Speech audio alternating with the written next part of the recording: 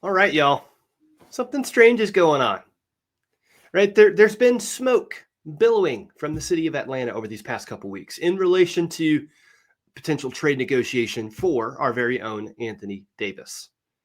But, and this is a big but, what does NBA insider Mark Stein have to say about the ongoing negotiations between your Dallas Mavericks and the Atlanta Hawks? Things may not be as they seem. We're going to talk about that today.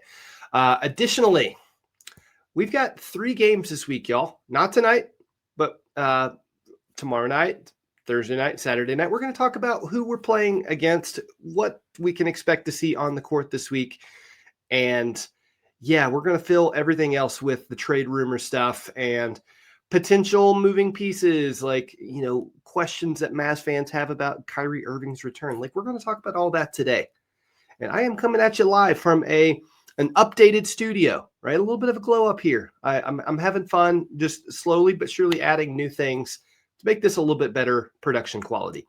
I am your host, Ethan, the Advisor Clayton. Thanks for joining this morning. This is Your Mavs, a Dallas Mavericks podcast where all are welcome. Y'all better behave. All right. Lots to talk about. Let's dive in right now. So coming up this week, we have kind of a lighter game schedule, not just with the quantity of games, but who our opponents are going to be. Okay. So tomorrow night, Tuesday night, we're going to be matched up against the Sacramento Kings. Okay. They just had Zach LaVine return from an injury. However, Keegan Murray got an ankle injury. So I don't know that they've gotten any stronger as a roster. They have a really weird recipe of basketball. Right. In my humble opinion, apart from their victory against the Mavericks last week, or maybe 2 weeks ago, the only thing that I like watching about that team is Maxime Renaud, like that rookie center who is only playing right now because Domantas Sabonis is going to be out for a little while longer with his knee injury. So, Zach LaVine doesn't play defense, but he scores. Keegan Murray plays 2 games and he gets hurt. Right. He's like the only person on the Kings roster that they have labeled as untouchable, and homie cannot stay healthy. Can the Dallas Mavericks relate to that? Absolutely. But yeah, I don't get the Kings roster, but that doesn't mean they're not going to beat us. Right. They do have some good players. We tend to play down to our competition or up, depending on who we're playing. Right. So for instance, Saturday, the Rockets are the 4 seed in the Western Conference. The Mavericks are the 10 seed. By the way, we're back in the play-in race, right? Aren't we excited about that? But when we match up against teams like the Nuggets, we're 2-0. When we match up against the Rockets, we are now 2-1 on the season, right? So when we play a good team, we step up our game, particularly if Anthony Davis is healthy, which he is right now. But we also play down to our competition. And this could be a really interesting week to determine, is this just a trend, right? Where we, pop off against some of the better teams. Listen, this week we are playing the Sacramento Kings, the Utah Jazz, and the Chicago Bulls. Now, right now, the Utah Jazz are the best of those 3 teams. And that's kind of tucked in between the 2, against the Kings and the Bulls, which, by the way, I guess whenever they do trades, they only exclusively deal with each other. Sacramento and Chicago do. So if any of those teams are going to be making changes, are they going to be swapping players again? Are we going to see Vucevic go to Sacramento? Are we going to see Zach LaVine go back to Chicago? Who knows, right? I'm just grasping at straws here, talking about random nonsense on a Monday morning. But the point is still the same. This is an interesting week of basketball games because they are against weaker opponents, right? And because we only have 3 games instead of the usual 4 that we've been getting. So I'm just going to say it right now, I'm not going to go into specifics with bold predictions here, which, by the way, I might need to rebrand that. Bold predictions is not poppy enough, but I know you guys like to hear what my thoughts are, and sometimes I'm pretty close. But anywho, I do think we're going to go 3-0 this week. I don't think that there's any reason why we should stumble out the gates tomorrow against the Kings. I don't see any reason why we wouldn't be able to follow up a win against the Kings with another win against the Jazz, right? Are we going to start our 3-game winning streak like on Tuesday night, right? We talked about this a couple weeks ago. We had that 3-game win streak, and it's like, okay, now that's over. We're back to earth, back to reality. When are we going to see another win streak? It could start tomorrow night. We'll see. But yeah, so Tuesday night, Thursday night, and Saturday night are the games that we have this week. Tomorrow when I record, I'll do bold predictions for the Sacramento Kings game. And hopefully I'll come up with an official rebrand for that segment, okay? In the meantime, let's move on. I talked about this in the intro. Normally, where there's smoke, there's fire, okay? But in the scenario dealing with the Dallas Mavericks and the Atlanta Hawks, particularly negotiating a trade around Anthony Davis, Mark Stein, national NBA insider, says there is no real traction. None. Okay. And it was reported last week that it seems like the chasm between what the Mavericks are asking for and what the Hawks are willing to offer is growing wider and wider. For instance, something that I think is a lock, right? If we're going to be doing a trade with the Atlanta Hawks, something that is absolutely a must, will happen no matter what. We're going to get those two expiring contracts from Atlanta. We're going to get the Kristaps Porzingis and the Luke Kennard, right? Anything else above and beyond that, right? That's where it starts to get really interesting. That's where the combinations start to get, if you're a Mavs fan and you're kind of glancing at the Hawks roster, your mouth is starting to water a little bit. They have a good roster, a lot of different directions we could go in these negotiations. But in my humble opinion, I think that those first two names, Porzingis and Kennard, those are pretty well a done deal. Like if we're going to deal with the Hawks. However, beyond that, it's where it gets really murky. That's where the chasm is continuing to widen, right? Tim McMahon said that last week the Hawks basically are pushing back on reports that they're willing to offer Zachary Risacher in this trade. And then Mark Stein expanded upon that a little bit in yesterday's Steinline report. He said, it's not that they're not willing to deal Zachary Risacher. Okay. They said, and very clearly, they feel that he is available for the right price. Okay. Again, in trade season like this, you got to know that there's a little bit of posturing going on. You're just throwing stuff out there to see if you can give teams greater urgency to make stronger offers for Risacher.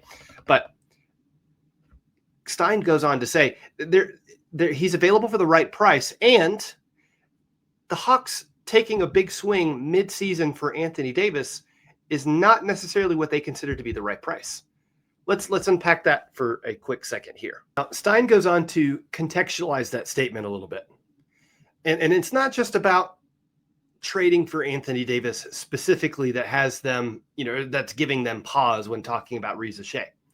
What's giving them pause, and I think this makes a whole lot of sense. They've got to figure out what they're going to do with Trae Young, right? There have been some weird reports about whether or not Trae has a secure future in Atlanta, right? He's been their franchise player, but maybe they're going a different direction now that Jalen Johnson is a bona fide superstar.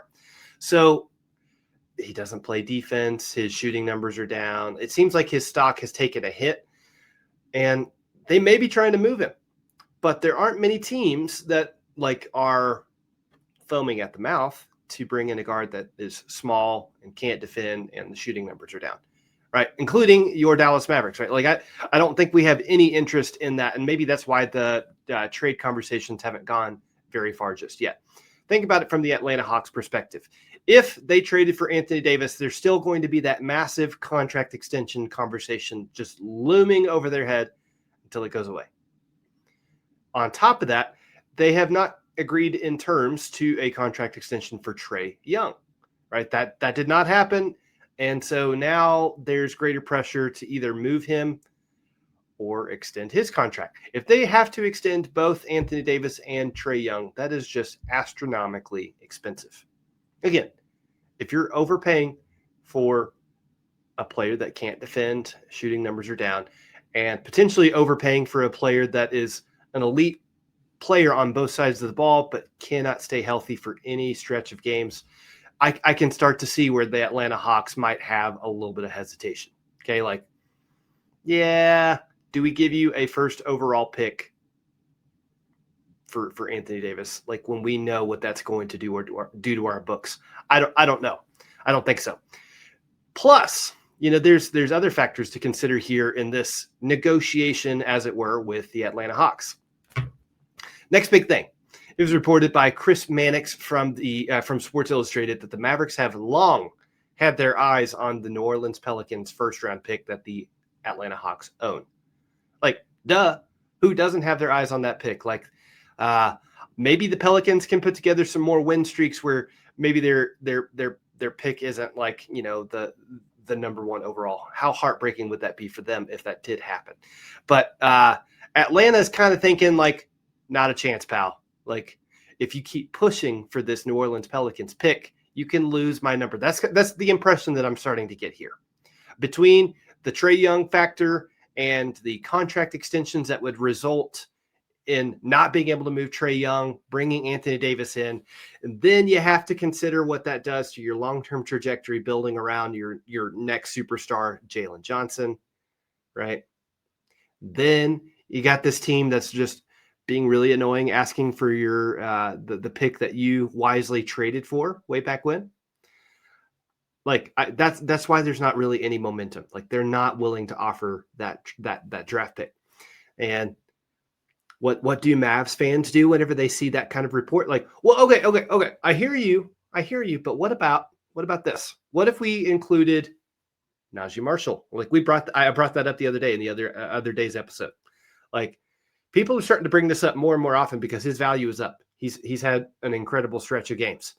So naturally, that's going to be brought into the conversation. Like, okay, Atlanta, hear me out. AD and Najee Marshall. Will you then give us those expiring contracts, Reza Shea, and the New Orleans Pelicans pick? Probably not. That still feels like it's a pretty long list of demands. Now, what kind of freaked me out is that some Mavs fans did not stop there. Like the trade machines did not get shut down after that. They're still firing out stuff. And one thing that I saw was like, well, okay, Max Christie, like his stock is way up. He's having an incredible season, fourth best 3-point shooter in the NBA, and he's starting to drive and he's starting to dunk. He's doing all these things that really, really make him a valuable piece for virtually any team. Get Max Christie's name out of your mouth. We're not trading Max Christie, even if it means that we're going to go get the New Orleans Pelicans pick. I'm telling you, if we're going to get a deal done with the Atlanta Hawks, it's going to be those expiring contracts, Reza Shea, and a pick. Not the New Orleans Pelicans pick. Not more than one first-round pick. And maybe even then we may not get Reza Shea in this conversation. Because again, Atlanta is saying he's available for the right price, but taking a big swing on an uber expensive contract. I don't think that that's the right price. That's the impression that I got from the Stein line yesterday. So yeah, something strange is going on. We're getting all these reports. There's a lot of smoke, and usually that means there's fire. But people that are really, really tapped into the situation, the insiders, the guys that are probably at this moment taking sourcing calls, they're the guys that are saying, maybe not. Pump the brakes. But guys, literally today marks 1 month until the trade deadline. So things are going to definitely be heating up. And even if we don't move Anthony Davis, I do still think some sort of trade or trades happen by the deadline, right? We've talked about Gafford. We've talked about Klay Thompson. We've talked about, I don't know if we talked about it all that much. People don't really care for me to talk about it either. And I don't know if I care either. D'Angelo Russell, like he's probably gone, right? We haven't seen him play in a while, right? All of them have been DNP CDs, right? Do not play, coach's decision. So I think we're done with the D'Lo experiment. I don't know if that means he gets packaged in an Anthony Davis trade. I don't know if that means he's involved in we send you D'Lo, you send us a second round pick and cash considerations or something. I don't know. I have no idea what that looks like. But I'm starting to see that he is not part of this roster moving forward. So there's going to be some stuff that happens, right? Like I've asked the question, are the Mavericks going to make a move just to free up roster space and cap space to be able to flip Ryan Nembhard's contract? I had a commenter the other day say he should just go to the G League. That's not a terrible idea, but just keep in mind, if we do not flip his contract from 2A to standard, then this offseason, he becomes an unrestricted free agent. So that means he could go sign for literally anyone for a couple $1 million. And we would have been like, well, we drafted him. Well, you should have stewarded him better. Like, we'll see what happens, right? There's still all those moving pieces. We're not going to have a quiet trade deadline, if you ask me. Something or more than one something is going to happen. I'm really starting to think that Anthony Davis may not be front and center in all of this, right? Yeah, we'll see. And in the meantime, we're a little bit past the 15-minute marker here. I'm going to start to land this plane a little bit. So we talked about the games coming up this week. Again, Kings, Jazz, Bulls. I think we go 3-0 this week as long as Anthony Davis stays on the court.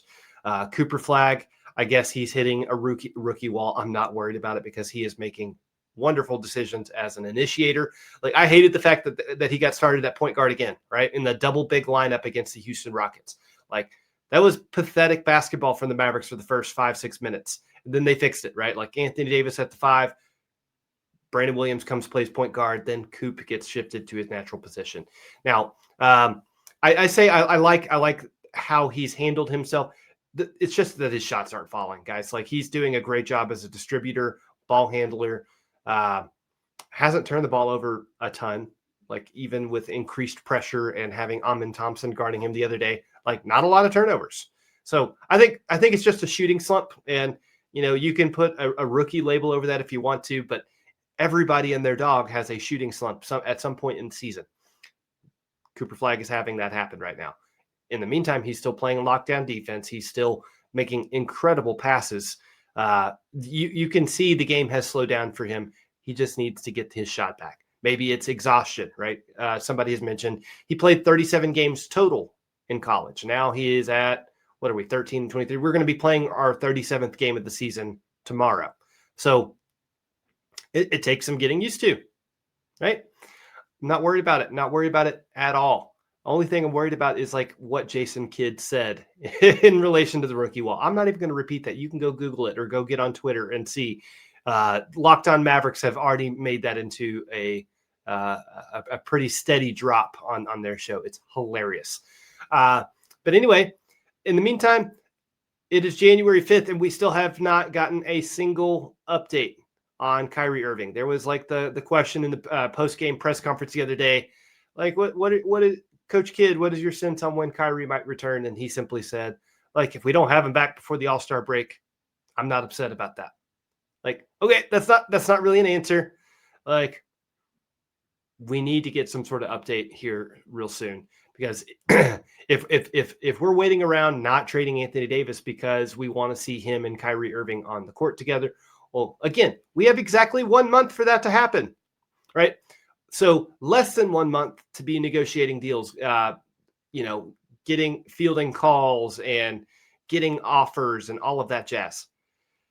It could be an awesome basketball product when those two guys play together, right? It could be incredible. We could go on a nice run, but we do not have very much time to figure it out. We still do not have an official long-term GM.